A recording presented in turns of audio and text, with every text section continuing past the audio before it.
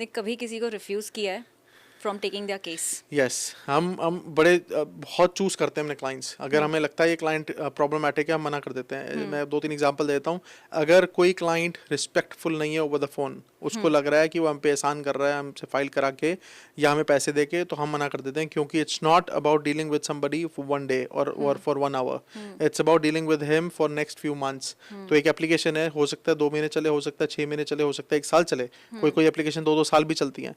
अगर वो बंदा आपके साथ, वो एप्लीकेंट अगर आपके साथ कोऑपरेटिव नहीं है और वो तमीज़ से बात नहीं कर रहा है और उसको मतलब उसको प्रॉब्लम है, तो हम उसके साथ काम ही नहीं कर सकते। अगर एक हमें प्रॉब्लमेटिक क्लाइंट मिल जाता है, हमारा स्ट्रेस हमें देता है, तो हम 50 फाइलों पे काम करना है हमने दिन में, तो बाकी फाइलों का नुकसान हो सकता है। अगर we are not, if we are stressed, तो हम बाकी जो हम 100% अपना दे सकते हैं बाकी फाइलों पे, वो नहीं दे पाएंगे। तो हम प्रॉब्लमेटिक क्लाइंट्स को अपने से दूर रखते हैं। हम कोई ना कोई बहाना मार के मना कर देंगे, या हम उसको एंटरटेन ही नहीं करेंगे। एक क्लाइंट था, ही वाज फ्रॉम बांग्लादेश। उसने हमें 3 बार कॉल किया था। नहीं, उसकी 3 शादियां हुई थी, ये 3rd वेडिंग थी उसकी। और पहली 2 डिवोर्स थी, ये 3rd वेडिंग थी। उसने हमें कॉन्टैक्ट किया था फॉर हिज एप्लीकेशन की 3rd मेरी स्पाउस स्पॉन्सरशिप आप करोगे। I am very impressed with your service, ये वो मैंने आपको देखा है, मेरे को किसी रेफरेंस दिया है। But he was rude to my staff team member, and also वो विदाउट इवन पेइंग, उसको सारी इन्फॉर्मेशन चाहिए थी, and was not nice to us.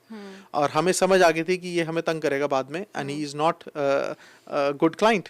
और इसकी कॉम्प्लिकेटेड केस है, इसमें टाइम भी लग सकता है, and if he is not genuine, then what?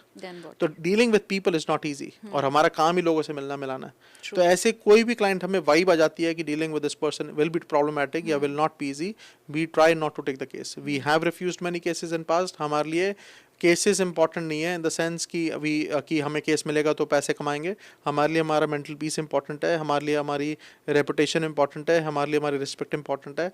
Anybody who tries to play around with us, anyone वो हु ट्राइज कि हम पैसे दे के कुछ भी बोल सकते हैं, तो वो नॉनसेंस मैं बर्दाश्त नहीं करता हूँ, और ऑफिस में हम केस मना कर देते हैं, हमें नहीं चाहिए। नहीं, anyways immigration is a very rigorous and detail oriented process, और इसमें काफ़ी सारी इन्फॉर्मेशन, अगर ज़रा सा भी कुछ, if you done a wrong little something, it's on you, the onus is on you, and you don't want to spoil other people's cases as well. लोगों को लगता है, जो ये ऐसे ऐसे लोग होते हैं, इनको लगता है कि वर्किंग इन इमिग्रेशन इजी। तुम करते क्या हो? नहीं, फॉर्म ही भरते हो। true.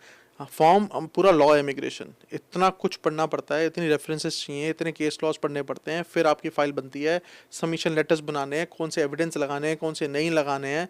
आपकी इमिग्रेशन में क्या होता है, सब कुछ नहीं देना होता, True. ठीक है? और जो दे रहे हो वो कैसे दे रहे हो वो इंपॉर्टेंट है। सब कुछ नहीं देना उनको, क्या देना है प्रिसाइज्ड, और ये भी नहीं कि कुछ ज़्यादा दे दिया या कुछ कम दे दिया, प्रिसाइज देना है, इतना मांगा इतना दिया और उसको एक्सप्लेन किया, डन। बहुत दिमाग का काम है, ठीक है? अगर आपको लगता है फॉर्म भरने का काम है, आप खुद फॉर्म भर लो। और अगर आपको लगता है कोई एक्सपर्टीज चाहिए, तो फिर वो एक कॉस्ट पे आती है, अब you have to pay for that service. And if you are going out to get service, then you have to be, या तो आप अपनी जॉब करो to find the best person. अगर आपने बेस्ट पर्सन ढूंढ लिया है, तो trust the best person to do your job. फिर उस पर इफ एंड बट नहीं करना है, ठीक है? अगर आपको उस पर डाउट है और आप क्वेश्चन करोगे उसकी इंटेग्रिटी पे या टीम पे, या वो, तो फिर वो एक्सेप्टेबल नहीं है। True.